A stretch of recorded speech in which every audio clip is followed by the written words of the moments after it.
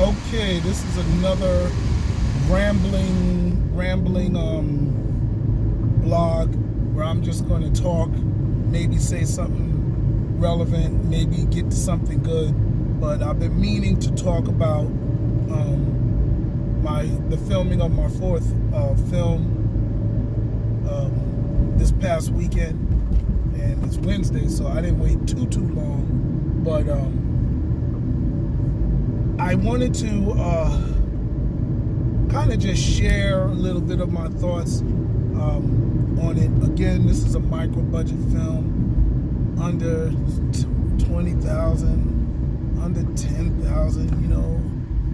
It's ridiculous how little I paid for it in comparison to what people think you have to pay for a film.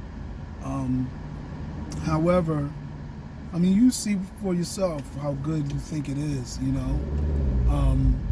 It's my, I guess, second time directing.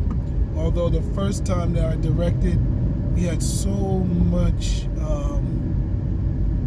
changes in the schedule and the delays because of weather that I didn't get a chance to sit down and really enjoy being a director. This time, we shot 2/3 of the movie indoors, and that was a lot better. We even had rain on the few outdoor scenes that we shot, but we were able to wait for the rain to pass because this is South Florida, and the rain don't stay forever. But what do you call it? It was cool. I have no complaints on that regard, but I had more time. I had indoor shots.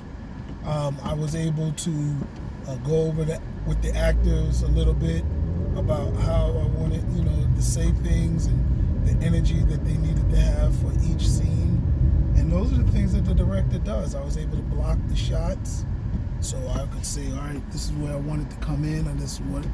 And mind you, micro budget filming is a graduation up from guerrilla filmmaking, and it's very much same things where you shoot your scene around preset sets and obstacles and stuff. So we did a little bit of that, but I was able to move things around, able to set up a little bit. A couple of the scenes we fully set designed, which was cool, and I was able to work those things out. So I had an impact on every scene of the movie as a director, and I worked with my actors very well. Again, it was a lot of freedom because I had written the story, I had cast the actors, I had coordinated the locations. So it was, all a result of my coming together, and we shot it. We had one role that had 2 or 3 actors slated to play, but I was able to get somebody to play it, or else I was gonna have to use my wife. And not that she wouldn't have done a good job, it's just that there was an element of the story that would have been compromised if she would have had to play it. It had nothing to do with her acting level. But we pulled through. What else was notable about it? It was so easy, man. If I could do that every day, every week, I could do 10, 20 movies a year.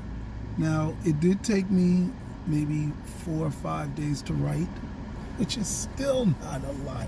Like I said, you still check for how good you think it is. It felt like a recovery movie for me to regain my mojo, because I had not really felt, I didn't really feel good about how the production of my third film came out. The movie came out good. You won't be able to tell from the film, but the behind the scenes production was agonizing, and I didn't feel good about that, because I'm a behind the scenes guy as much as I am a final product guy.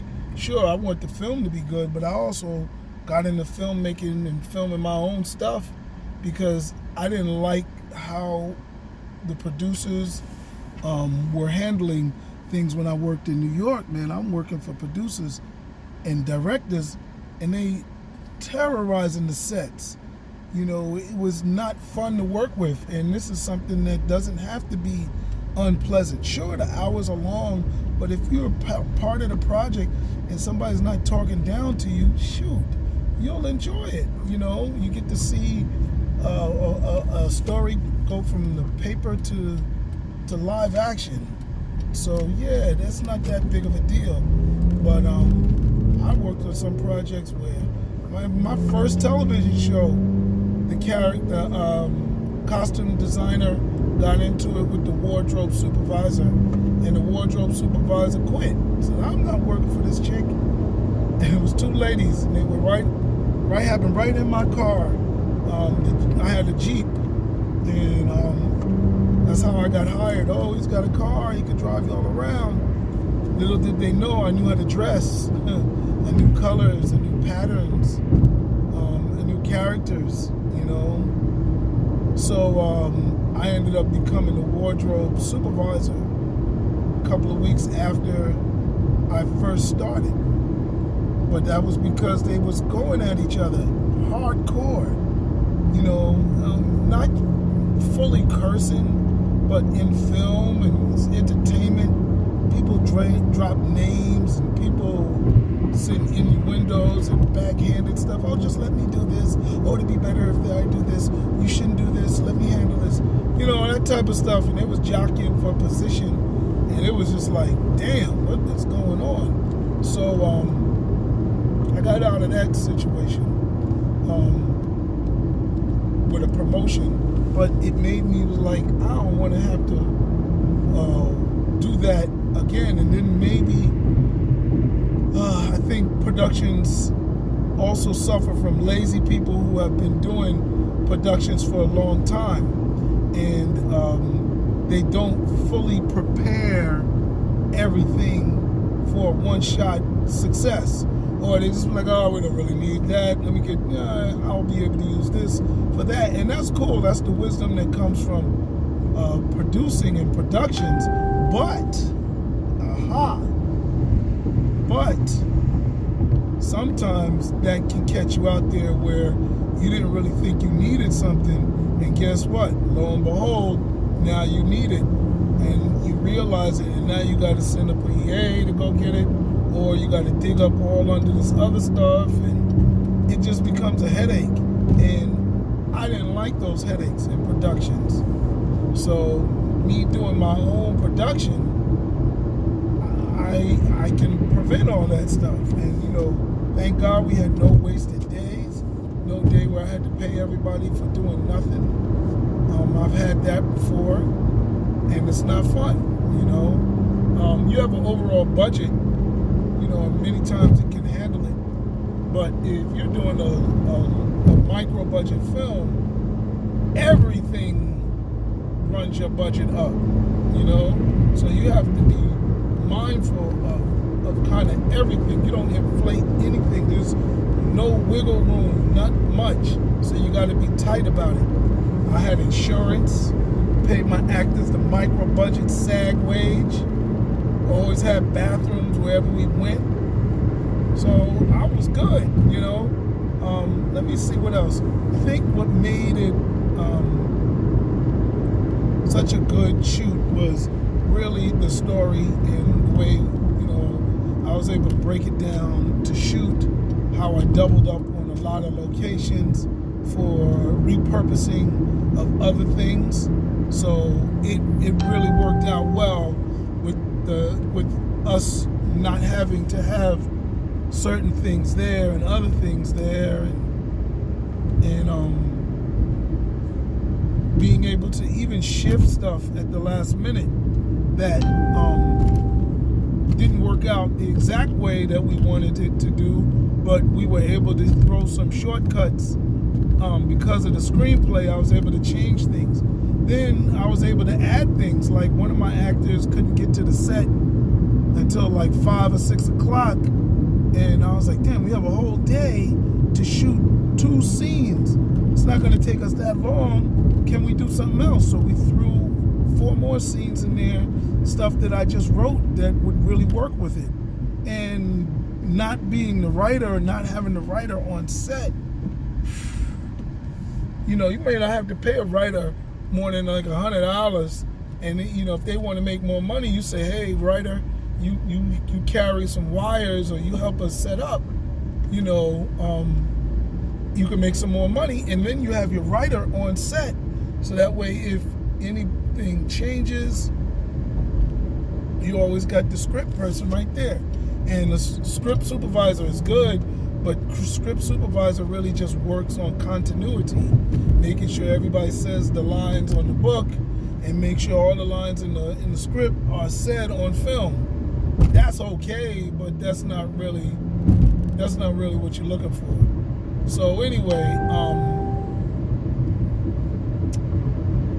what else can I say? So that was good. Can't really say anything else. I mean, what did I learn? I learned a lot more shortcuts, a lot more techniques. I still want to learn my camera. I want to learn lighting per se. I know what it's like for it to have too much light, and I know what it's like to have not enough light.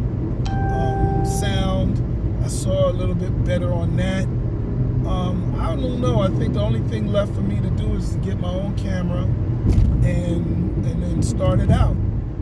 And I know piecemeal editing, so I know that. But in terms of what do you call it? Full out editing, I'm not on a Mac. I'm still on a PC, and I know that can't handle everything that I need to do, but it can handle the basic structure of editing is there. So that's about it, you know. I don't know what else to say. You know, I learned a little bit about myself. Shoot, one of the characters came in, one of the actors came in on the day and didn't really know their lines. So I ended up having to help them by reading their lines to them off the camera, mouthing them, you know, just to give them a start, because they knew what they had to say, especially by the different takes. But still, you know, I had to read it to them, and that was crazy. A couple of times I had to hold the boom mic and the script and read it to them. So that's 3 jobs in one, and I was directing. So that was fun. But other than that, I can't really say anything else. I just, you know, hope the movie is enjoyable to everybody, and it gets distribution. And I have a bunch of other stories that I want to do. So I'm not settled. I'm ready to go. All right? Touch base with you later. Bye-bye, everybody.